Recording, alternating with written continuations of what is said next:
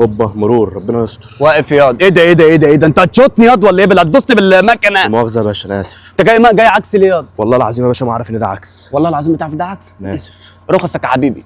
بص يا باشا بصراحه يعني معيش الرخص دلوقتي. معكش الرخص دلوقتي؟ انا اسف يعني جاي عكس وما معكش رخص وتيجي تقول لي مش عارف ايه؟ ده انت المكنه دي مش هتشوفها تاني ياض. لا والنبي يا باشا باكل عليها عيش والنبي يا باشا. على الطلاق ما تشوف. صباح الفل. ايه ده؟ صباح الفل، حاجه بسيطه كده، علبه سجاير فطار يعني. صباح الرشوه ياض. بترشين انا؟ والله العظيم ما القصد يا انا باشا. ترش ب 50 جنيه؟ مش القصد والله ده العظيم. انت هتتبقلش دلوقتي. محضر دلوقتي هيتعمل لك عناب، محضر رشوه. حبيب قلبي بقى. حبيب قلب اخوك. مشاه مع اخوك الصغير يعني. لا انا ترش من اول 200 وانت طالع عادي. حبيبي يا باشويه. حبيبي خلاص خد المكنه واتكل على الله. حبيبي ممكن بس اسال سؤال؟ طب يا باشا قول. حضرتك شغال في المرور ظابط ولا امين شرطه؟ مرور ايه يا ابني؟ انا ولا ظابط ولا امين شرطه، انا هنا سايس جراجات. ايه سايس؟